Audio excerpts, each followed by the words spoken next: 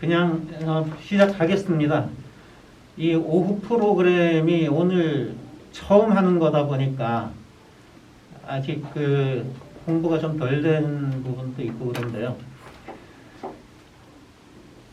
오늘 이 시작하는 이 프로그램은 이제 처음 시도하는 거예요. 우리 성남 지역에 있는 지정 문화재들, 이거를 이제 월 1회 마지막 주 수요일 오후에 이제 설명하는 그런 프로그램으로 준비가 됐습니다. 이제 오전에 했던 것은 매주 하는 거고, 이제 오후에 하는 이거는 이제 매달 마지막 주 수요일 오후 2시에 하는 겁니다. 그래서 오늘은 이 성남에 이제 성남시가 지정한 문화재가 있고, 경기도에서 지정한 문화재가 있고, 또 국가에서 지정한 보물과 국보 이런 게 있거든요. 이제 그 중에서도 우리 성남 시민으로서 가장 가깝게 접근하는 성남시 지정 문화재, 이걸 이제 먼저 시작을 해서 설명을 하는 시간을 만드는 겁니다. 오늘 이제 첫 시간이다 보니까 우리 성남시 향토문화재 제1호인 강정일당이라고 하는 여성인물에 대한 이야기를 준비를 했습니다.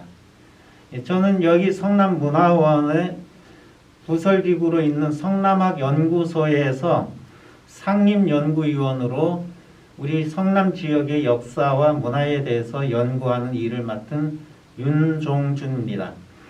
만나 뵙게 돼서 반갑고, 또 앞으로 이 프로그램을 제가 이제 주관해가지고 계속 진행을 하도록 하겠습니다. 많이 바쁘시고 그렇겠지만은 그래도 이렇게 귀한 시간 내주셔서 와주셔서 고맙습니다. 우리 그 성남시의 향토문화재가 전국에도 이런 사례가 없어요. 여성인물을 1호로 내세운 데가 없어요. 뭐 신사임당도 뭐 유명하고 그렇지만은 그렇지 않습니다. 성남시가 제1호 문화유적으로 강정일당이라고 하는 분의 묘와 사당 이렇게 지정을 했습니다. 나눠드린 자료에 천인과 같은 여성 선비 강정일당의 생애 이렇게 했는데요. 이 천인이라고 하는 것은 하늘이 낸 사람이다라는 뜻이죠. 이거는 제가 표현한 것도 아니고 이분이 살아있을 때에 어르신들이, 이 강정일당보다 더 어르신인 분들이 표현을 한 말이에요. 아주 극찬을 한 것이죠. 그런 평가를 내린 인물이고, 여성 선비,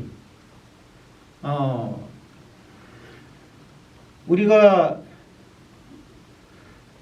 이 남자도 이 학문적인 성취를 이루고 크게 되기가 어려워요. 특히나 옛날에는 양반 사회에서는 양반이 아니면 출세하기가 어려웠어요. 공부를 아무리 열심히 해도 그 경지에 오르기가 상당히 어려웠습니다. 사서삼경을 달달달달 외운다 그래도 벼슬이 그냥 뭐 별로 못 올라가는 경우도 있고요. 또 간혹 뭐 아버지나 할아버지가 공을 크게 세워가지고 나라의 공신이 돼가지고 자식은 그냥 별로 노력을 안 해도 출세하는 경우도 더러 있었고, 이제 여러 가지 그 세상에 드러나는 방법은 여러 가지가 있었는데, 여자들한테는 특히나 그런 기회가 주어지질 않았다는 거예요. 요즘도 그러잖아요. 요즘도 아직도 그러잖아요. 여자가 운전을 하고 가면 집에서 소뚜껑 운전이나 하지. 뭐 요즘 뭐 많이 없어지긴 했지만 아직도 그런 사람들이 더러 있어요. 근데 조선 후기에 이 강정일당이 살았던 그 시기에는 그런 관념이 아주 뿌리 깊게 내려 있었던 거죠. 아니, 양반들도 출세하기 힘들고 공부해봤자 그러는데 여자가 무슨 공부를 하냐? 편지나 쓰고 읽으면 됐지. 그런 얘기들을 했어요. 뭐 하다못해 저희 아버지도 제 2살 위에 누나가 중학교를 가고 싶어 하니까 편지나 쓰고 읽으면 됐지 뭐 또 학교를 더 가서 공부를 하냐 뭐 이랬어요. 그냥 학교를 안 보내줬어요. 이제 그렇게 이제 쭉 이랬던 시대에 이 강정일당이라고 하는 분은 대단한 인물이었어요. 정말 열심히 공부하고 본인만 크게 성취한 것이 아니라 남편을 제대로 된 사람으로 만들었어요. 물론 남편 윤광년이라고 하는 사람도 양반 가문이고 그 아버지나 할아버지가 뭐 이렇게 이제 벼슬도 하고 이랬던 집안이지만 워낙 두 집안이 다 가난했기 때문에 이 공부할 겨를이 없었어요. 남편도 사실은 공부할 여유가 안 됐던 거예요. 그렇지만 그 어려운 살림을 강정일당이 도맡아서 다 하고 남편이 공부하도록 이끌어주고 이제 그렇게 해가지고 이 선비, 여성 선비. 원래 우리가 이제 뭐 일반적으로 뭐 여사님 그냥 존경하는 말로 일반화돼서 여사님 하지만 이건 사실은 아주 여성에 대한 아주 지극한 존칭이거든요. 여자이지만 선비다 이런 거죠.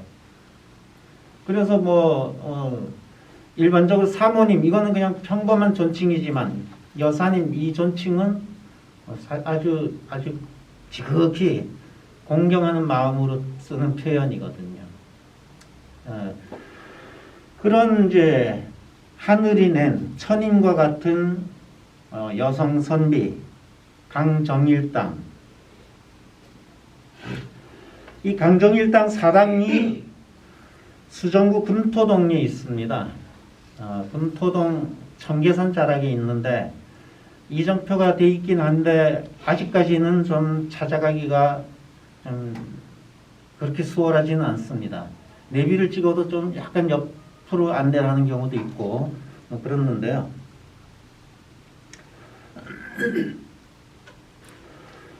이 사당하고 그 사당에서 약 200m 정도 위로 더 올라가면은 산 중턱에 강정일당과 그 남편 윤광년의 묘가 있습니다.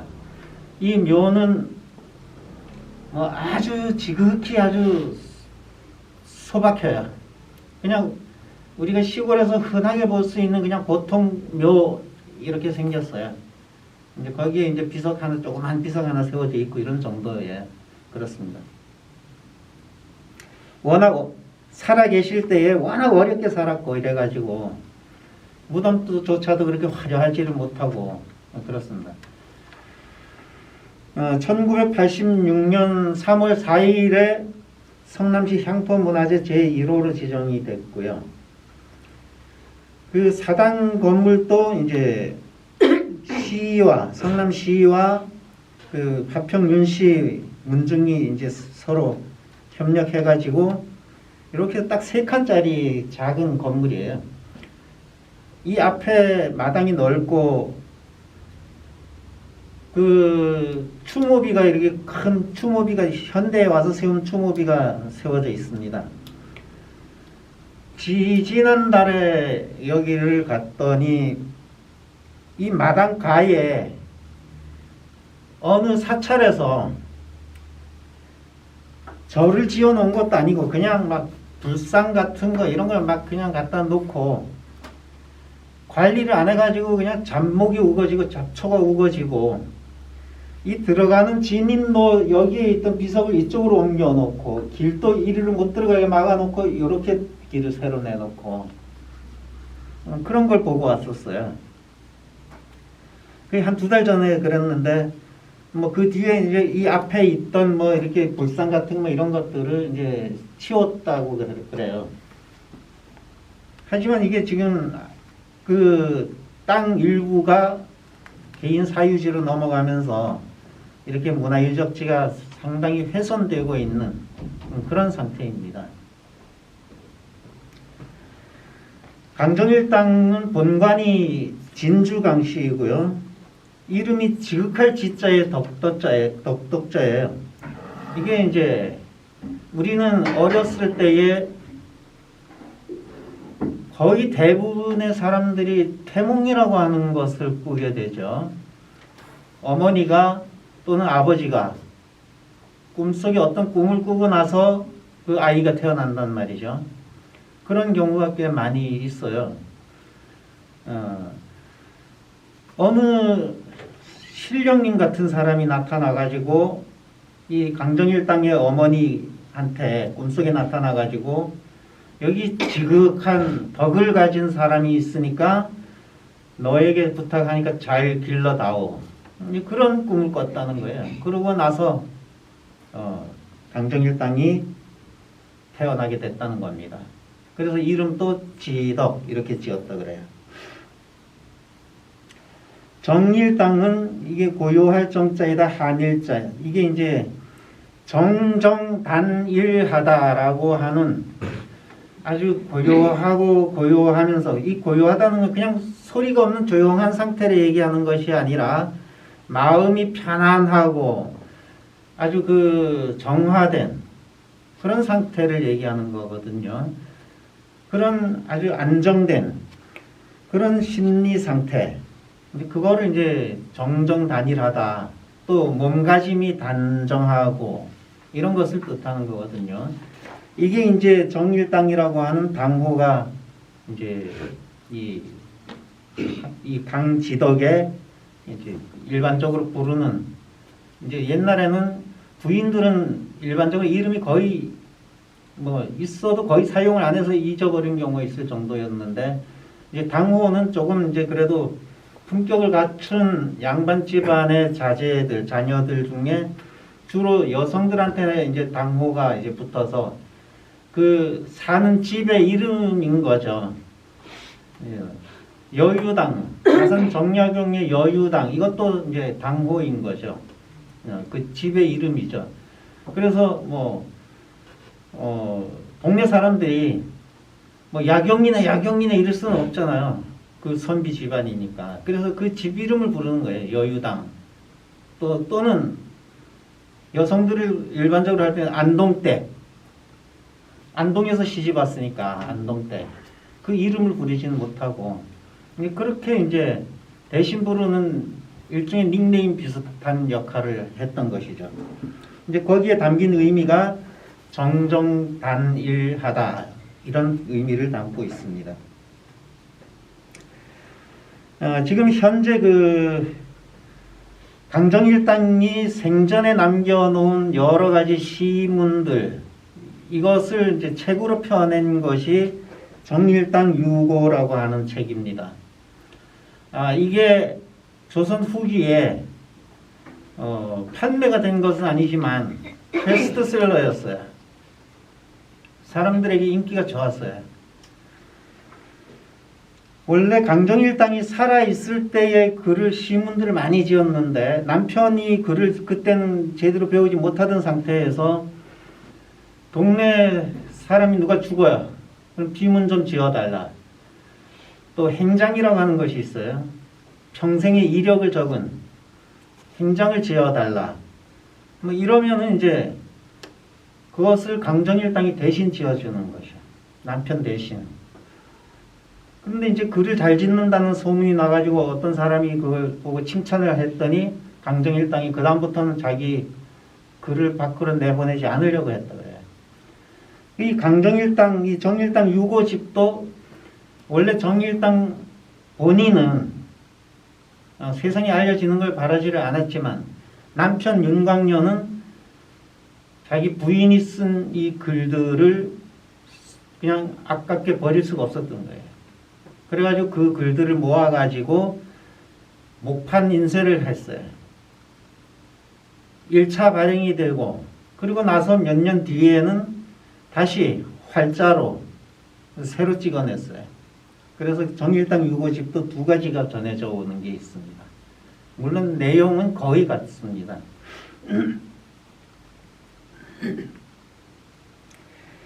강정일당에 대한 그 추모 사업을 우리 성남문화원에서 중점적으로 하게 됐습니다. 그렇게 해서 이제 1차적으로는 문화관광부에서 선정한 이달의 문화인물이라고 하는 게 있어요. 월 1회 1명씩 1년에 12명을 선정하죠. 보훈처에서는 이달의 독립운동가를 선정하죠. 이런 것처럼 문화관광부에서는 이달의 문화인물을 선정해가지고 홍보하는 사업을 펼쳤습니다. 그래서 2005년 7월에 이달의 문화인물로 선정이 됐고, 이걸 계기로 해서 성남사랑 101장 대회가 열린 게 벌써 30년이 됐습니다. 그래서 이제 올해는 이제 31회 대회가 개최될 예정이고요. 또 훌륭한 시어머니와 며느리 뽑아가지고 강정일당상을 시상을 했는데 이제 작년에 24회까지 시상이 됐습니다. 처음 시작할 때는 시어머니도 한 명 뽑고 며느리도 뽑고 이랬는데 지금은 그냥 한 명만 뽑습니다. 그렇게 해서 이제 시상이 되고 있고 1년에 한 명씩 이렇게 이제 배출이 되고 있습니다. 요거 나눠드린 요게 이제 강정일당 그 남편 윤광년의 요즘으로 말하면 호적인 셈이죠. 여기 이제 보면은 가경 15년 1810년 월 1 한성부 서울시에서 이제 발행한 거예요. 경호년의 그 호적을 살펴서 보니까 서부 반석방, 서울이 동부, 서부, 남부, 중부 이렇게 이제 5부로 나눠져 있는데 그 중에 서부 쪽에 반석방, 약전계, 지금은 구, 동 이렇게 돼 있지만 그 옛날에는 서부, 중부, 남부, 북부, 중부 뭐 이렇게 하고 그 다음에 방, 그 다음에 계였어요. 요즘으로 말하면 동에 해당되는 게 계였죠. 그래서 약전계 여기가 이제 어디냐면은 지금 서울 종로구 중림동 그 종로학원 있는 그 주변입니다. 거기에 제9통 제4호에 살고 있는 유학 이거는 이때만 해도 윤광년이 아직 제대로 뭐 이렇게 크게 저기 하지를 못한 거예요. 이제 그냥 초보적인 공부를 뗀 정도인 거죠. 아니면 이제 학생이라 그럴 텐데 학생보다는 그래도 좀 한 단계 좀 이제 공부를 좀 한 단계죠. 윤광년 연 33세 나이 33살 무술생 본적은 파평인이고 통덕랑 동엽이라고 하는 사람이 아버지이고 할아버지는 벼슬이 조금 했나 봐요. 정헌대부 지중추부사 겸 오이도청부 도청관 심진이라고 하는 사람이었고 증조부는 의금부사까지 지내고 오이도청부 도청관이었던 뭐 재녕군수 황주진관 병마절도사 뭐 이런 벼슬을 지낸 삼성이라고 하는 사람이 증조부였고 외할아버지는 생원인 전여충 본관은 천안이고 아내는 강씨였다. 아내 강씨는 나이가 39살. 그러니까 윤광년보다 강정일당이 6살이 더 많았던 거예요. 원래 옛날에는 기본적으로 3살 정도, 4살 정도는 연상의 여자가 연상인 경우의 결혼이 더 많았어요. 그래서 뭐 옛날 전설의 고향이라든지 이런 데 보면은 꼬마 신랑 아직 세상 철도 모르고 남녀 관계도 모르는 뭐 그런 이제 부부 관계가 형성되는 경우가 많았었죠. 대부분 뭐 남자 같은 경우는 10살에서 15살 이 무렵에 다 결혼을 하고 여자들도 뭐 16살, 뭐 20살까지는 그래도 괜찮은데 20살이 넘어가면은 막 걱정하고 이랬었죠. 옛날에는 이렇게 이제 여성이 연상인 경우가 많았고, 또 결혼 문화 자체가 좀 지금과는 달랐어요.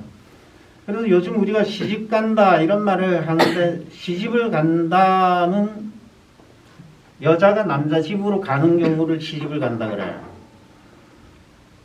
남자는 장가를 간다 이렇게 얘기를 하거든요. 장가를 간다는 얘기는 장인 집으로 간다는 얘기예요. 그래서 조선 후기까지만 해도 결혼을 하면은 거의 남자가 여자 집에 가서 최소한 3년 농사일 도와주고 그리고 나서 데리고 갔어요. 그 사이에 또 아이도 낳고, 그러면 대부분의 아이들은 일갓집에서 자라는 경우가 많았어요. 그래서 이율곡 같은 경우도 신사임당이 결혼을 하고 나서 시댁에 간 적이 거의 없어요. 19년 가까이.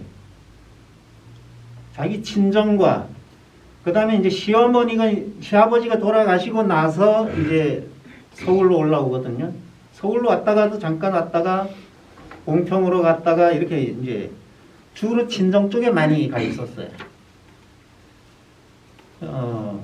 그리고 뭐 경주 양동마을 같은 경우도 손 씨와 이 씨가 사는데 그게 결혼 관계에 의해서 형성이 됐고, 이제 그러면서 두 개 성씨가 그 한 동네의 집성촌을 이루게 된 거죠. 이제 그런 것처럼 조선 후기에는 그렇게 이제 남자가 장가를 가는 형태의 결혼이었던 거죠. 그래서 윤광년도 결혼을 하고 나서 몇 년 동안은 처가살이를 해요. 이 강정일당 집에서 생활을 해요. 물론 이제 경제적인 어려움도 이유가 되기도 했지만은 그 당시 기본적인 문화가 처가살이를 시작해가지고 결혼을 이제 생활을 유지하는 그런 구조였던 겁니다. 강정일당이 39살이고 임진년에 태어났고 진주가 본관이고 아버지는 재수고 할아버지는 학생인 심한이고 증조부는 성균관 진사인 강주우이고 외조부는 이제 권서웅이라고 하는 사람이라고 이렇게 표시가 되어 있고, 요 끝에 부분에는 이제 식구들 표시가 되는데, 자식이 있으면 자식 표시가 이렇게 쭉 되는데 자식이 없다 보니까 이제 노비 한 명만 기록이 돼 있어요. 옥단이라고, 노비 이름이 옥단이고 나이는 31살, 윤광년보다 2살 아래예요. 옥단이고 그 옥단이에 낳은 아버지는 개인이 부리던 노비 개똥이고 엄마는 양반집의 노비였던 이덕이었다. 그리고 엄마는 그래도 좀 이렇게 폼나는 이름이 이덕이라고, 두 이자에다가 덕덕자인데 아버지는 개똥이, 그냥 이게 한자 표시는 그냥 뭐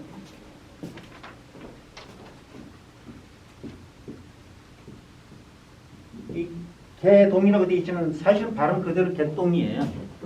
옛날에 이런 이름이 많았어요. 이 성남의 전주시 집안에 전해져 오는 고정 문서가 또 여러 장이 있는데 거기도 보면은 뭐 노비가 도망친 사실까지 기록이 돼 있고 그래요. 그런 이제 이 있는데, 요게 이제 이 강정일 땅의 그 집안 그 내력을 적어서 보여주는 그런 문서가 되겠습니다.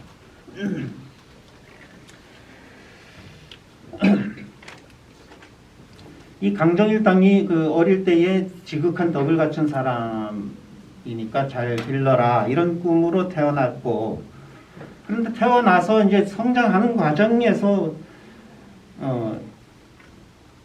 이 자라는 모습에서 다 그 사람의 인품이 금방 드러나죠. 제가 조카가 33명인데 이쁜 놈이 있고 안 이쁜 놈이 있어요. 어릴 때부터 우리 집에 제가 중학생 때 제 집에 와서 큰 놈들이 있는데 요 놈은 항상 이쁘고 요 놈은 항상 미운 짓만 하는 애들이 있어요. 근데 이제 강정일당은 그렇지 않았다는 거죠. 아주 어려서부터 아주 바느질이며 이런 거 꼼꼼하게 잘하고 행동거지 하나가 아주 반듯반듯하고 그러니까 사람들이 뭐냐 야, 쟤는 아주 천인과 같은 아이로구나 이렇게 얘기했던 거예요. 하늘이 낸 아이구나 이제 그런 아주 좋은 평가를 했다는 거예요. 이 엄마 아빠가 아프면은 옷도 벗지 않고 옆에서 모시고 있으면서 약을 직접 다리고 음식을 해서 올리고 이렇게 정성을 다했다는 겁니다.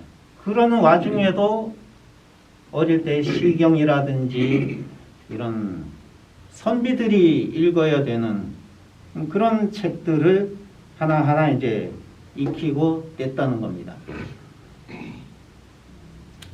그 당시에 이제 뭐 여자는 집안 살림만 잘하면 되지. 그게 아주 기본적인 그 인식이었는데도 불구하고 이제 공부를 잘 해가지고 그 인품도 다 이렇게 아주 그 모범적으로 이렇게 성장하고 그러다가 이제 17살 때에 아버지가 돌아가십니다. 좀 비교적 좀 일찍 돌아가신 편이죠. 이때에도 3년 동안을 아주 슬퍼하면서 몸이 아주 삐쩍 마를 정도로 그러면서 이제 슬퍼하고 그러면서 이제 엄마를 모시고 어머니 권 씨를 모시고 이제 살아왔던 겁니다. 그러다가 3년 뒤에 그 아버지 3년상 다 끝난 다음에 20살 때에 결혼을 하게 돼요. 그때로서는 약간 늦은 거죠. 더 많이 늦었으면은 옛날에는 동네에 나이가 찼는데도 결혼을 못하면 사또가 문책을 당했어요. 그래가지고 혼수를 장만해서 시집을 보내주고 장가를 보내줘야 되는 게 그 지방 수령이 해야 되는 일 중에 하나였어요. 그게 왜 그러냐면은 인구가 지금 또 인구가 안 늘어나는 게 나라의 재앙이 되고 있습니다만 옛날에도 마찬가지였어요. 노동력이 사람이 있어야 노동력이 확보가 되니까 그래서 이제 결혼을 해야 아이도 태어나고 그런 거 있죠. 그래서 나이가 차도 결혼을 못하는 사람이 있으면 그 동네 사또가 책임을 지고 중매도 해주고 혼수도 장만해주고 그렇게 해서 결혼을 시키고 이랬던 겁니다. 어쨌든 강정일당은 20살 때에 6살 아래인 충주에서 살던 탄제 윤광년 이분의 뭐 이제 호가 탄제인데 명직이라고 하는 밝을 명자에 곧을 직자를 쓰는 명직이라고 하는 자도 있었어요. 이제 결혼을 하게 되죠. 그 엄마가 그 남편의 엄마 시어머니가 천안 전씨였고 전여충이라고 하는 사람의 딸이었는데 이 어머니 시어머니도 지일당 이런 이제 당호를 썼어요. 그 시어머니하고 고부 갈등이 없었어요. 옛날에 시어머니하고 며느리 간의 갈등은 흔한 일이었지만은 정일당은 정일당대로 바른 그 도리로서 시어머니를 모셨고 시어머니는 시어머니대로 또 지식인이었고 며느리를 인간답게 대해주고 그랬던 거죠. 그래서 여러 가지 어떤 집안 문제가 있거나 일이 있으면 쪽지 대화를 했어요. 우리가 안방에서 아들이 있고 안방에 엄마가 있고 옆방에 아들이 있고 이러면 요새 카톡으로 이렇게 대화를 주고받고 엄마 간식 이런 간식 갖다 주고 뭐 이런 식인데 그러나 그 당시에는 진단해부가 같은 의학 기술도 없었고 아주 절망적인 시대였죠. 그래서 전염제에 걸리면 거의 절반은 죽었어요. 지금 코로나보다 더 아주 위력적이었고 뭐 예방이 안 됐고 그때만 해도 아직 전염두에 대한 예방 접종이 안 되던 시대니까 그 조선 말기에 와서야 이제 우두법이라고 해가지고 전염두를 그 예방 접종하는 제가 어릴 때 이제 뭐 불주사다 이렇게 뭐 표현도 하고 이랬는데 그게 나오기 전까지는 그렇게 무서운 거였고 설령 살아남는다 그래도 얼굴이 골프공 같이 변해버리는 곰보가 되는 거죠. 그런 이제 무서운 병이었습니다. 그리고 구제역이 퍼져가지고 그 당시에도 전국에 발굽이 있는 짐승은 씨가 말라버릴 정도였어요. 심지어 종묘에다가 제사 지낼 소고기도 구할 수가 없었어요. 그런 상태로 전국의 소가 다 말라버린 상태로 우리 성남 출신의 인물인 백헌 이경석 선생이 몽골에 사람을 보내가지고 소를 수입을 해옵니다. 그때 당시에 뭐 비행기도 없었고 배도 없고 몽골 쪽은 내륙 지방이니까 그냥 하염없이 걸어서 가가지고 걸어서 오면서 소떼를 몰고 온 거죠. 그게 오늘날의 한우의 조상이 된 겁니다. 지금 한우의 조상은 한우의 뿌리는 몽골 혈통이고 불과 약 300년밖에 되지 않은 그런 역사를 가지고 있습니다. 이런 상태에서 강정일당은 그래도 속으로야 그 아주 후벼 파는 슬픔이 있었겠지만 겉으로는 의연하게 이렇게 이제 처신을 하셨다 그래요. 그래서 남긴 말이 일찍 죽고 오래 사는 것은 자기 분수에 정해져 있지만 근심할 바가 못 된다. 진짜 근심되는 게 뭐냐 하면은 자기 도리를 스스로 다할 수 있느냐 없느냐 하는 거다 이거예요. 인간적인 도리를 다하느냐 못하느냐 그것이 중요하지 무엇을 원망하고 허물을 하냐 이런 이제 태도를 보였다고 합니다. 처음에 이제 결혼하고 나서 초창기에 먹고 살기가 힘드니까 남편이 장사를 하러 돌아다녔어요. 어떻게든 먹고 살아야 되니까. 그런데 강정일당이 보니까 안 되겠어요. 공부를 해야지 이 사람이 장사를 하고 이리 돌아다니는 그럴 그게 아니다 이거예요. 양반이라도 조선 후기가 되면은 장사도 하고 뭐 그 이전엔 뭐 양반이 뭐 그런 일을 하냐 이랬지만은 조선 후기가 되면은 이제 달라집니다. 그러면서 남편에게 공부를 하라. 그러면서 이제 자꾸 이제 점검도 하고 그래가지고 남편이 그러면 조언을 좀 해달라. 이래가지고 남편하고도 이제 수시로 의사소통을 하고 편지로 또 그 격려하고 또 말로도 이렇게 대화로도 이렇게 격려를 하고 그렇게 해서 남편이 이제 선비의 길로 가도록 이제 이끌었던 겁니다. 어떤 그 궁금한 게 생기거나 또는 하고 싶은 말이 아주 있을 때에는 편지를 주고받았고 자기가 분명하게 그 길을 만들어 가지고 방향을 제시해 주고 그랬던 겁니다. 강정일당이 그 문장만 이렇게 잘 지은 게 아니라 글씨도 잘 써가지고 그 당시에 이제 홍의영이라든지 황운조라든지 이런 사람들이 그 글씨를 잘 썼던 인물들이에요. 그 황운조라고 하는 사람이 쓴 그 비석 글씨가 복정동에 있었는데 지금 복정동이 개발되면서 어떻게 됐는지 모르겠습니다. 글씨가 아주 반듯하면서 아주 하나도 흐트러짐이 없는 그런 짜임새 있는 글씨가 있는데요. 이제 그 필법을 이어받아가지고 그 해서체를 다 썼다 그래요. 그래서 이제 그 사실은 이 정일당이라고 하는 이 사당의 정일당이라고 하는 이 글씨도 강정일당의 글씨를 그대로 해서 새긴 겁니다.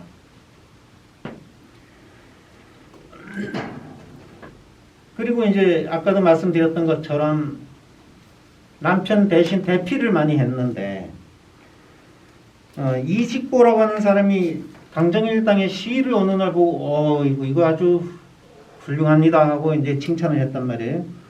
이 말을 들은 이후로는 자기가 쓴 글을 이제 밖으로 내보내지 않았다. 이렇게 이제 얘기가 되고 있습니다. 이제 강정일당이 회갑을 한 달 남겨놓고 돌아가셔요. 한 달 뒤면 회갑인데 세상을 떠요. 그러니까 남편 윤광년이 이제 공부하다가 의심나는 게 있으면 누구한테 물어볼까? 내가 잘못하는 게 있으면 누가 나를 타일러 줄 것인가? 이렇게 하늘이 무너지는 듯이 통곡을 했고, 그러면서 이제 아내가 남긴 글을 모아서 책으로 펴냈는데, 요즘 또 시집 한 권, 약한 시집 한 권 내기도 어려운데, 쉽지 않은데, 옛날에 그거 하려면은 글 모으는 것까지는 뭐 그렇다 쳐도 그거를 새겨야 될 거 아니에요. 나무판에다 새겨야 찍을 거 아니에요. 그게 돈이 많이 들어가는 거죠. 요즘으로 한 몇 천만 원이 들어가는 거죠.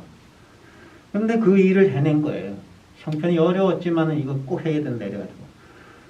그렇게 해서 탄생한 게 정일당 유고였고, 여기에 시가 38수, 명리 5편. 명은 주로 뭐냐면 비문이나 이런 걸 지으면서 어떤 명심해야 되는 이런 것을 새긴 시라고 할 수가 있는 거거든요. 그게 5편. 이제 서가 10편. 그 다음에 기가 3편. 기는 일종의 수필 비슷한 거예요. 이제 그런 게 있고, 또 묘지명. 죽은 사람의 무덤 속에다가 그 무덤의 주인공의 행적을 적은 묘지명, 행장, 이런 거를 썼던 거를 모아가지고 수록을 했습니다. 이제 여기 정일당 유고에 권우인이라고 하는 선비가 이제 평가를 했어요. 여관에서 남의 집 부인이 쓴 책에다가 이렇게 글 잘 여관에서 안 실어줍니다. 그런데 뭐라 그랬냐면, 비록 부인이 지은 것이라고는 하지만 여자의 기상이라고는 전혀 없고, 산 속에 숨어 사는 선비가 뜻이 있어서 학문을 연구하는 글과 같다. 이렇게 표현했습니다. 대부분의 부인들은 뭐 자기의 기분이나 이렇게 표현하고, 꽃이 이쁘다, 뭐 나비가 뭐 어쩌고, 이런 정도의 글을 쓰는 사람은 많다 이거예요. 이런 글과는 비교할 바가 아니다. 많은 글을 읽고 자기가 뜻을 세운 선비라고 자칭하는 선비라 할지라도 이 정도는 안 된다. 선비라도 자기를 반성하며 정성을 다하는 학문이라도 이만큼 진지할 수가 없다. 이렇게 강정일당의 글은 깊이가 있고 인생을 아주 깊이 들여다보는 그런 내용으로 짜여져 있는 겁니다. 그러면서 우리나라에 신사임당과 임윤지당 두 부인의 덕행이 있었는데, 사임당은 시를 잘 짓고 임윤지당은 글을 잘 지어서 이름난 분들이다. 그런데 강정일당은 시만을 잘하는 게 아니고 사설을 읽기를 좋아했고, 의심 날 만한 거를 아주 세밀하게 살펴서 적어놨대. 그래서 사임당과 임윤지당은 글만 잘 지었을 뿐이지, 그 이상은 아니다 이거예요. 그런데 정일당은 시문뿐만이 아니라 모든 면에서 뛰어났다고 할 수 있다. 이렇게 표현했습니다. 실제로 신사임당이 지금 현재 우리가 알고 있기로는 우리나라 최고의 현모양처로 알려져 있는데, 이거는 이율곡 선생이 훌륭한 학자로 성장을 하고, 물론 신사임당이 부족하다는 얘기는 아니고, 이제 비교를 하자면 그렇다는 얘기예요. 신사임당은 남긴 글이 거의 없어요. 그냥 강릉을 오고 가면서 친정 엄마를 그리워하는 시 몇 편 정도 있는 정도예요. 다른 객관적인 글이 없어요. 그 아들 이율곡이 아버지의 행장은 짓지도 않았어요. 엄마 신사임당의 행장을 지어놨는데, 신사임당은 어려서 누구에게 태어나고 이랬는데 아버지한테 시집을 보낼 때에 그 친정 아버지가 뭐라 그랬냐면은 사위 이원수를 앞에 놓고, 내가 딸이 몇 있지만은 첫째를 보낼 때도 그냥 뭐 서운하지 않았고, 둘째를 보낼 때도 서운하지 않았고, 그런데 얘는 내가 보내고 싶지 않다, 그랬다는 거예요. 이율곡이 쓴 어머니 선비 행장에 그렇게 적혀 있어요. 얘만큼은 내가 보내기 싫어, 이렇게. 실제로 안 보내고 그냥 거기 친정에서 살게 했잖아요. 사위를 선택할 때 좀 가난하고 자기 집안보다 등급이 낮은 집안을 선정했다, 이런 얘기가 있어요. 그리고 이제 신사임당도 보통 사람은 아니었던 것 같아요. 어느 날 그 남편 이원수가 황해도 쪽에 이제 곡식 같은 게 세금 걷어가지고 싣고 오는 일을 맡아가지고 갔다가 이제 갔는데, 신사임당이 어느 날 편지를 쓰면서, 다른 때에는 안 그랬는데 눈물을 흘리면서 편지를 쓰더래요. 그게 왜 그런가 이랬는데, 이제 그 임무를 마치고 되돌아오던 중에 마포 쪽에서 이제 딱 짐을 내리고, 그때 이율곡도 아버지를 따라가 있었어요. 엄마 임종을 못했어요. 그런데 그 나루터에서 그릇을 이렇게 배에 싣고 왔는데 멀쩡한 그 유기 그릇이, 놋그릇이 시뻘겋게 변했더라는 거예요. 그리고 그 집에 있던 가족들은 막 갑자기 아파가지고 이러다가 그날 저녁에는 편안하게 주무시길래 이제 다 나으셨나 보다 이랬는데 그 밤에 돌아가셨다는 거예요. 그 놋그릇이 시뻘겋게 변한 걸 보고 이상하다 이랬는데 바로 그 부고가 왔다는 거예요. 부인의 부고가 왔다는 거예요. 그게 이제 이율곡이 쓴 신사임당 행장에 나와 있어요. 이제 그런 이제 있지만은 그래도 신사임당이 남긴 글은 많지 않아요. 그래서 우암 송시열이 이제 거기에 대해서 막 이렇게 띄워주고 막 이러면서 이제 신사임당이 우리나라 최고의 그 인물이 됐는데, 이 글을 잘 쓴 사람은, 여자로서 글을 잘 쓴 사람은 무수히 많아요. 그 중에 하나가 허난설원이죠. 27살에 죽었는데, 심지어 허난설은 서해 유성룡이 평가를 했을 정도예요. 허난설원 시인은 중국에서도 인쇄가 돼서 막 판매가 되고 일본에서도 판매가 되고 이랬었어요. 그렇게 글을 잘 짓는 사람들이 많았는데 신사임당 글은 거의 남아있는 게 별로 없어요. 이제 포도 그림을 잘 그렸다 그래요. 그 아무도 흉내내지 못할 정도로. 이제 그 포도 그림을 그 흉내낸 이제 모조품들이 많이 돌아다닌다. 이제 그런 정도만 기록이 나와 있어요. 근데 정일당은 시문뿐만이 아니라 모든 면에서 다 잘했다, 이렇게 평가가 내려지고 있습니다. 어떻게 조금 쉬었다 할까요? 아니면 조금 쉬었다 하겠습니다.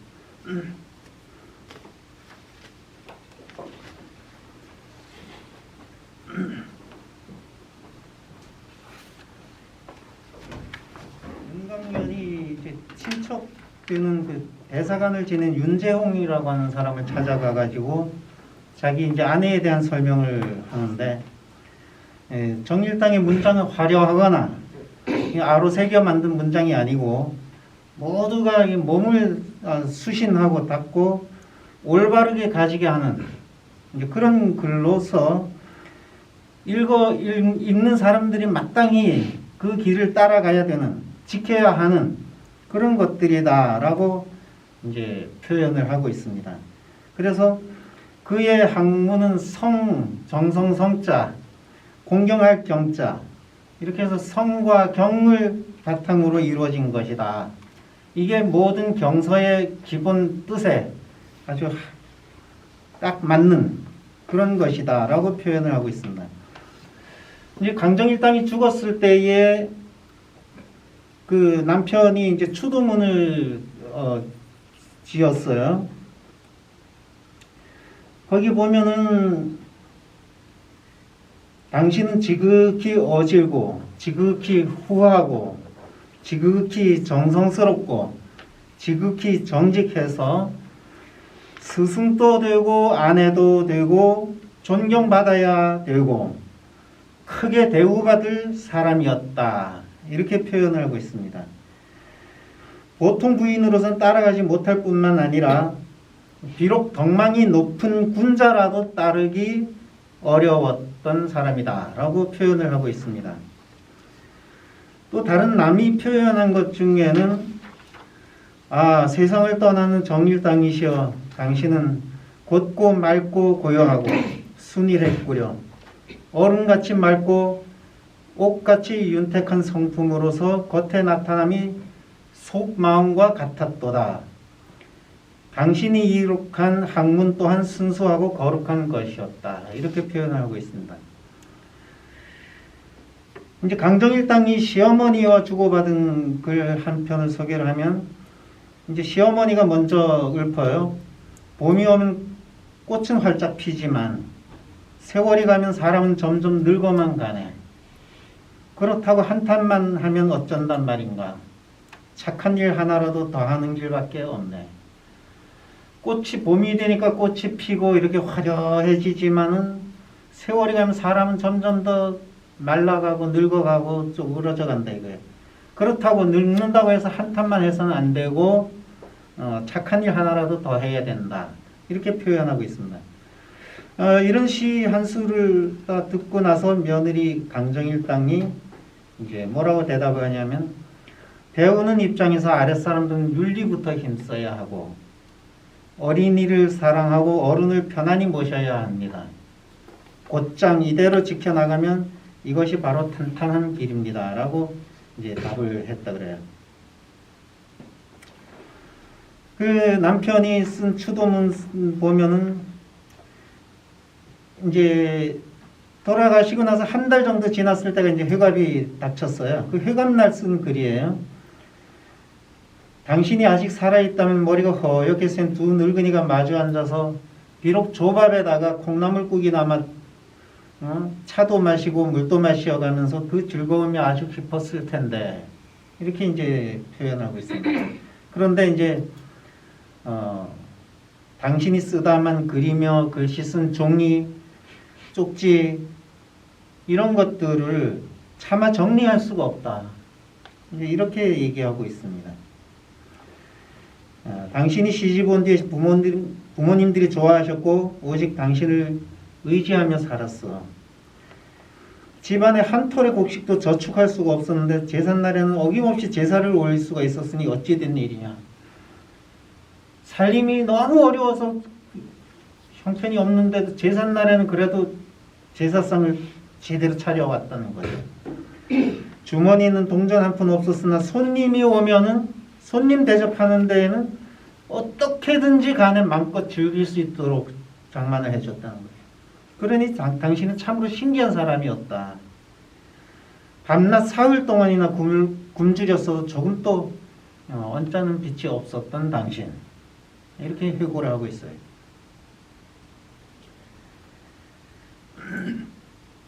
내가 한 가지라도 잘하는 것을 보면 늘 기뻐할 뿐만 아니라 더 잘하도록 권하고 가르쳐주고 잘못하는 것이 있으면 근심하고 염려할 뿐만 아니라 책망까지 해가며 올바르게 가르쳐 내가 사는 동안 이 땅에서 사람 노릇을 하게 했다.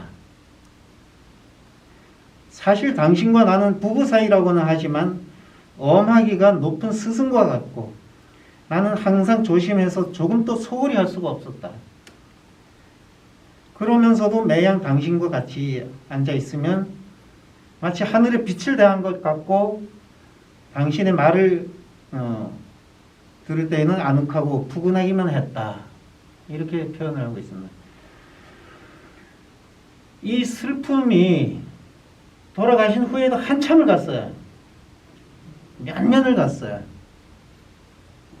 그러니까 맨날 시무룩해가지고 돌아다니니까 친구들이 놀렸어요. 자네는 말이야 마누라가 없어가지고 쓸쓸해서 그러는가? 아니면 제사 지낼 돈이 없어가지고 그러는가? 왜 그렇게 맨날 그렇게 그냥 시무룩하고 비실거리고 그러는가? 그렇게 이제 놀렸어요. 그러니까 이 사람이 윤광년이 대답하기를 그게 아닐세. 나는 나를 가르쳐주고 바른 길로 인도해주던 스승이 없어져서 지금 내가 이렇게 지금 사는 재미가 없고 의욕이 없고 이렇게 살고 있다. 이런 대답을 했다 그래요.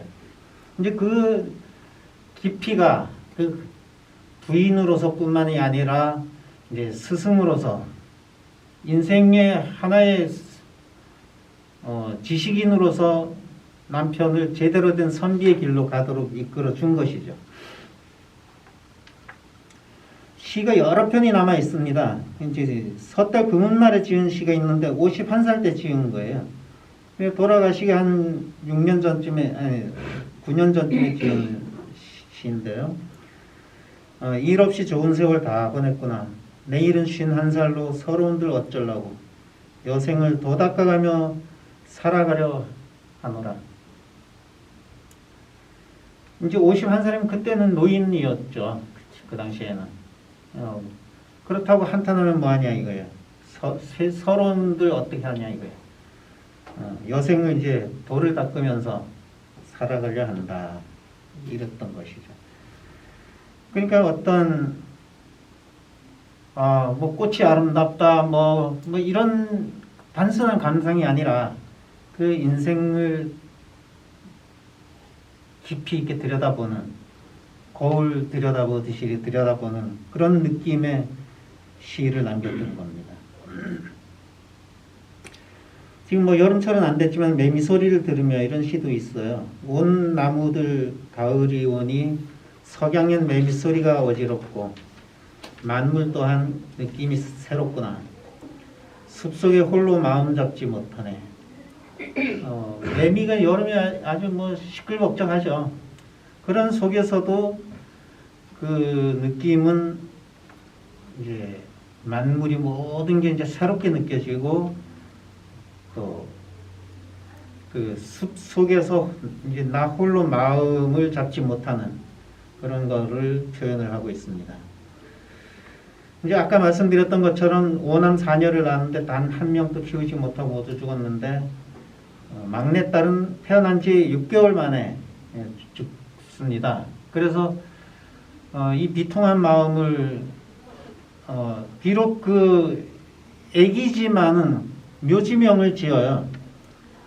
그래서 그 묘지명에다가 얼굴은 단정하게 생겼고 안으로는 몹시 영리해서 난지 3, 4개월 만에 벌써 엄마 아빠의 얼굴을 알아보고 울다가도 엄마 아빠만 보면은 당장 울음을 그치고 가까이 가면 빵긋빵긋 웃다가 멀리 가면 눈길을 돌려보곤 했다. 이게 이제 주자가 말한 아무것도 모르는 아이라도 부모는 웃는다. 부모를 보면 웃는다. 한 말이 아니겠냐 이거죠. 그런데 죽었으니 슬프다 이거예요. 슬프고 모든 생명이 나면 죽고 그런 것은 마땅하지만은 양육을 잘 못해가지고 목숨을 제대로 보존하지 못하는 것도 천명이라 할 수 있겠는가. 이제 이런 의문을 던집니다. 그러면서 이제 마지막 말을 남기죠. 이렇게 이런 사연으로 슬픈 마음을 담아서 이 지문을 써서 남기고 여기다 이제 지문을 만들어서 땅에다 묻는 거죠. 그 아기의 시신과 같이 묻는 거죠. 그런데 이제 사람들에게 이제 하는 말이죠. 이거 뭐 아기가 죽었는데 뭐 너무 정에 지나친 일이 아니냐. 그렇게 말할지 모르지만 제발 사람들아, 내 이 슬픈 사정을 알고 밭을 갈아 엎어서 그냥 이 무덤에서 파헤치지 말아달라. 무슨 애기 죽은 거 가지고 그렇게 지나치게 뭐 묘지문을 써서 뭐 넣고 뭐 이렇게 그냥 너무 지나친 거 아니냐. 그러지 말고 이 무덤 파헤치지 말아라. 이제 그런 이제 말을 남긴 거예요. 이렇게 이제 그 슬픈 삶을 살면서도 다 극복해내고 이제 그렇게 글을 남긴 게 지금까지 전해져 오고 이제 그게 다 이제 지금 번역이 돼 있고 그렇습니다. 이제 서서히 강정일당도 많이 알려지고 이러면서 재작년에는 제천에서도 이 연구하는 사람들이 한 서너 명이 왔다 가고 지난 한 2달 전쯤에는 대구에서도 또 자료를 보내달라 그러는데 자료가 없어요. 이 시집을 번역해 놓은 게 품절이 돼 버렸어요. 번역한 지가 오래돼가지고 시중에 판매하는 것도 없어요. 그 출판사에서 정식으로 출판해서 판매하던 책인데 그것도 품절이 돼가지고 헌책방에도 나오질 않아요. 이제 그래서 막 복사해서 보내주기도 했고 청주대 김미선 교수가 또 한문학과 교수인데 자료 달라고 쫓아왔었어요. 그래서 연구 자료를 또 제공해줘서 논문 한 편이 나오고 이제 그런 이제 상황입니다. 그 강정일당은 1772년 음력 10월 15일 날 충북 제천군 근우면 신촌리에서 이제 아버지 강제수, 어머니 안동권 씨의 이남 일녀 중에 외동딸로 태어났습니다. 13살에 아버지 강제수가 사망했고 19살에 이제 윤광영과 결혼을 했습니다.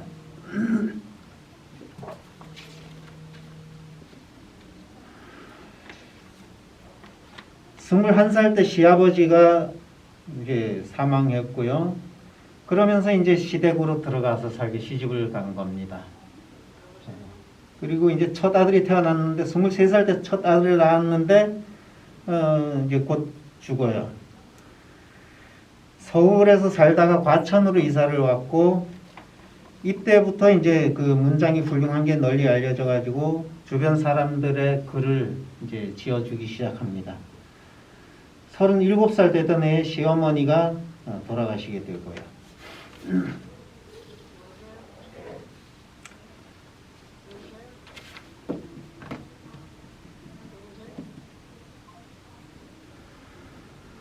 어, 43살에 좀 늦둥이긴 한데 9째 딸이 출생을 했어요.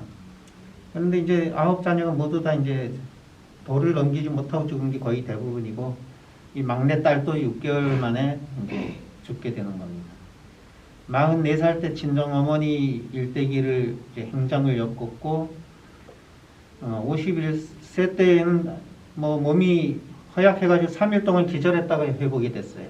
아까 51세를 앞두고 연말에 금음날 지은 시가 있는데 아마 이제 서서히 몸이 쇠약해져 가는 것을 느끼기 시작했던 그게 이제 실제로 몸에 그 상태로 나타난 거였다고 보여집니다.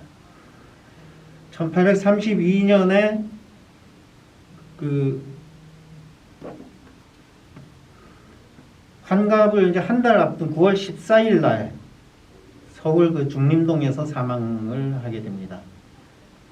그래서 이제 대가 끊어지면서 어떻게 됐냐면 시동생의 장남인 윤전규를 양자로 입적을 하게 되고 지금 현재 그 금토동에 살고 있는 후손들은 여기에서 이제 파생돼 내려온 후손들입니다. 지금 거기 후손이 그 묘 앞쪽에 그 농장을 운영을 하고 있고, 그 들어가는 입구에 이제 벌꿀 농장이 있어요.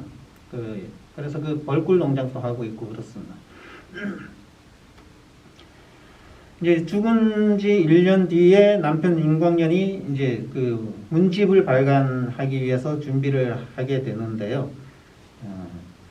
1836년 이제 돌아가신 지 4년 만에 한문 초간본으로 윤광년의 스승인 송치규 선생에 의해서 문집이 발간이 됩니다. 정일당 유고가 발간이 되는데 이 별지로 나눠드린 이게 강정일당 유고집의 그 발문이에요. 이제 송치규라고 하는 사람이 썼는데 그 송치규는 우한 송시열의 그 6대손입니다. 6대손이고 아주 그 명망 있는 가문이죠.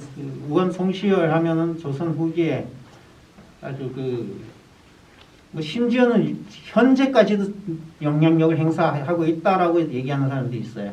노론의 거두였죠. 그 후손인 그 송치규가 남편 그 윤광년의 스승이 된 거예요.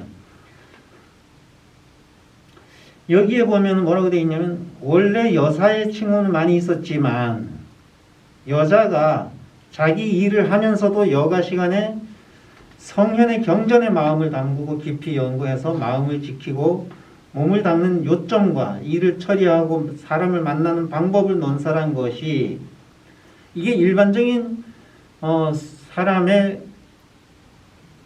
할 수 있는 경지가 아니다 이거예요. 대단한 경지다 이겁니다. 그 중간쯤에 보면 이것이 명직이 부인을 잃은 지가 이미 여러 해 되었지만 비통함이 끊이지 않는 까닭인 것이다. 이게 뭐냐면 부인이 계속 권면하고 경계하고 이랬던 데에서 이제 스승과 벗과 이런 것을 이제 부인한테서 이제 찾았는데 이제 그러지 못하니까 그 비통함이 끊이지 않는다 이런 겁니다. 그래서 이 윤광년이 이 송치규한테 이제 여기에 대한 말하면 추천사를 써달라 이 얘기예요. 이게 말하는 발문이라고 하는 것이 그 문집의 끝에다가 이제 추가로 실은 글인데 일종의 추천 글이죠. 이 글은 좋다라고 하는 추천의 글이죠. 그런데 이제 그 글을 써달라 그러면서 책의 무게를 좀 더하고자 한다. 이 책의 값어치를 송치규 당신 같은 훌륭한 사람이 추천사를 하나 써주면 이 책이 더 무게가 나가지 않겠냐 이런 얘기예요. 그런데 남자의 글도 아니고 여자의 글을 그 당시에로 그 시절의 기준으로 봤을 때 쉽게 써주기가 어려운 거죠.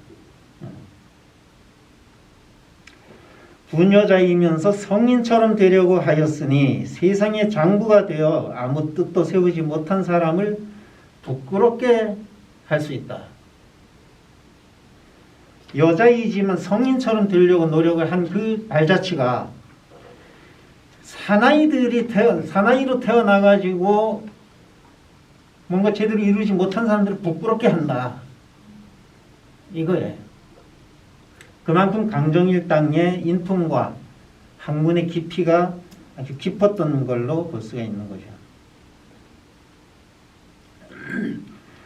1926년 이제 일제시대 때 와가지고 김석권이라고 하는 사람이 다시 이제 발간을 했고요.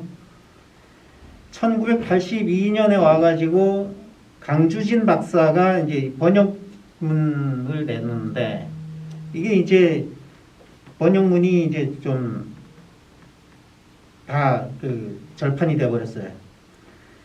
그리고 그 다음 해에 이제 성남문화원 초대 원장인 조명천 원장이 자료를 수집을 해가지고 연구해서 86년도에 성남시 향토문화재 제1호로 지정을 받았고, 그 다음에 이제 1989년도에 그 금토동의 윤부라고 하는 분이 그 후손이에요.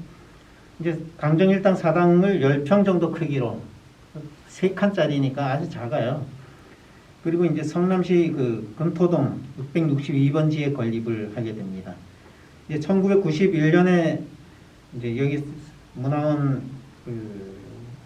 직전 원장을 지내신 한춘섭 선생에 의해서 여류문사 강정일당이라고 하는 논문이 발표가 됐고, 이러면서 이제 세상이 알려집니다. 그래서 92년도에 문화부에 청원을 해서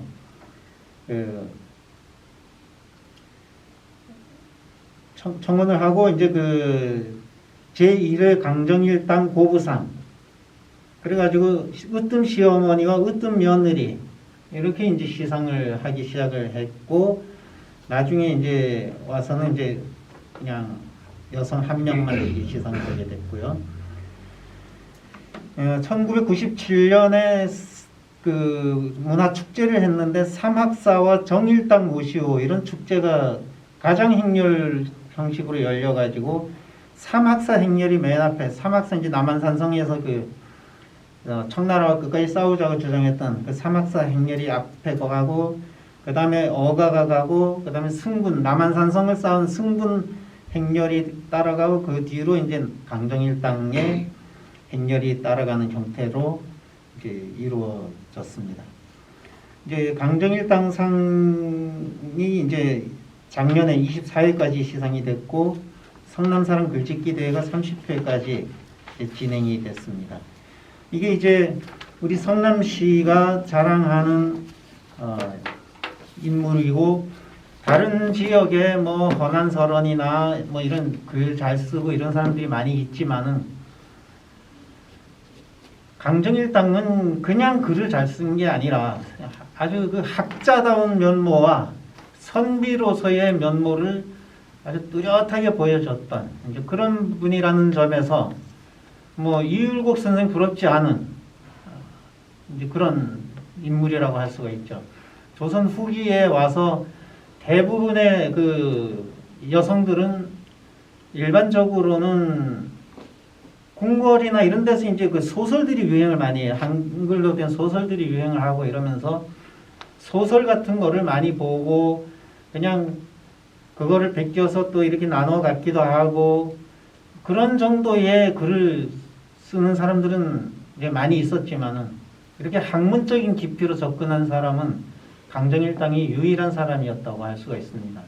그래서 이제 성남시에서도 비록 조촐하지만은 그 작은 사당 하나와 또 묘역을 문화재로 지정을 해서 기념을 하고, 그게 이제 성남사랑 101장과 또 강정일당상 시상으로 이렇게 이제 계속 기념 사업이 이어지고 있는 것이죠.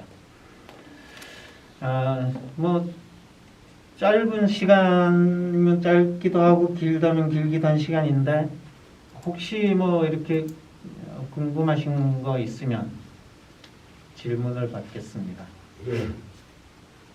선생님 말씀 고맙게 잘 들었고요.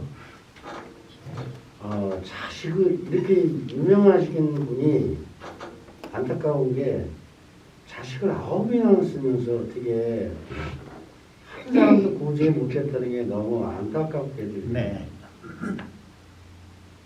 이제 남편에 대한 거는 지극했는지 또 그에 대한 건 지극했는지 몰라도 자식을 부모로서 하나도 못 구했다는 게 좀 애석하게 들려요. 예, 그러니까 이제 그 당시에 3일 동안 막 굶기도 하고 이랬던 날이 있었고 이러니까, 이게 아기가 옛날에 뭐 분유를 먹일 수 있는 상황도 아니었을 거고, 오로지 젖 먹이는 걸로 의존을 했을 텐데, 이게 영양 상태가 아주 안 좋고, 이제 또 막내딸 같은 경우에는 이미 43살 때에 나왔거든요.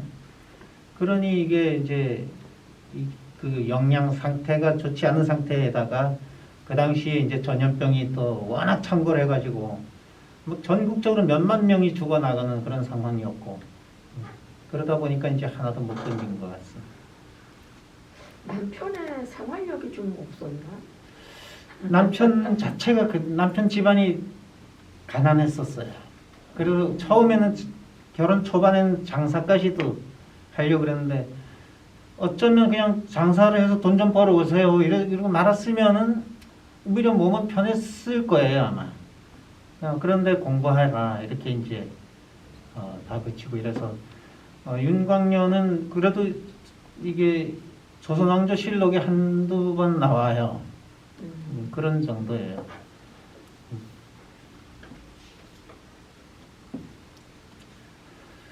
이제 다음 달에는 이제 성남시 향토문화재 제2호가 원래 둔촌 2집 묘역이었는데 경기도 기념물 219호로 승격 지정이 되면서 2호는 없어요.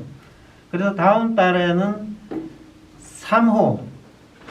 3호인 송산 조견 선생에 대한 주제로 이야기하게 될 겁니다.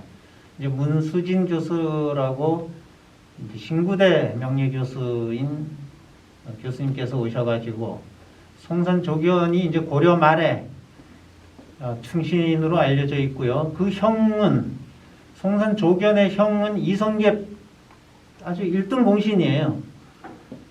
조준이라고 고려 말에 토지 개혁을 주도적으로 이끌었던 그런 사람이에요. 고려 말에는 절이 사찰이 아주 가장 큰 요즘으로 말하면 재벌 기업이었어요. 그래서 심지어 양산 통도사 같은 경우는 산맥과 강을 경계로 해서 땅 넓이가 그렇게 넓었어요. 그래서 통도사에서 한참 한 4, 5km 바깥에 보면 장생표라고 하는 게 있는데 그게 뭐 여기서부터는 절땅이야 이 표시예요. 그렇게 전국의 유명 해인사 뭐 이런 절들이 아주 광범위한 땅을 갖고 있었고 군대를 피해서 뭐 세금을 안 내려고 이런 사람들이 절로 다 숨어 들어갔어요. 그러다 보니까 국가 재정이 바닥이 나고 그랬던 겁니다. 그 토지를 이제 다 국가 소유로 끌어들이는 그 개혁 작업을 조준 그 송산 조견의 형이 그 일을 했는데 이 사람은 형의 그 권유를 마다하고 난 싫다. 난 계속 고려의 충성을 다하겠다. 그러면서 이제 이 청계사가 증조 할아버지가 만든 절이에요. 송산 조견의 평양조씨가 그 들어가는 입구에 그 차가 지금 왕복 차선인데 옛날에는 왕복 차선이 아니었는데 거기도 땅이 어마어마하게 많았어요. 그 땅을 평양조씨 문중에서 왕복 차가 다닐 수 있도록 땅을 기증을 해주고 그 입구에 사회복지법인 또 이렇게 만들고 이런 이제 그런 기증의 역사가 있고 청계산 만경대에 얽힌 전설도 있고 그렇습니다. 그래서 이제 다음 달에는 이제 그 송산 조견에 대한 이야기가 진행이 되겠습니다. 조준 집안이신 분이죠, 조견이? 평양조씨입니다. 예.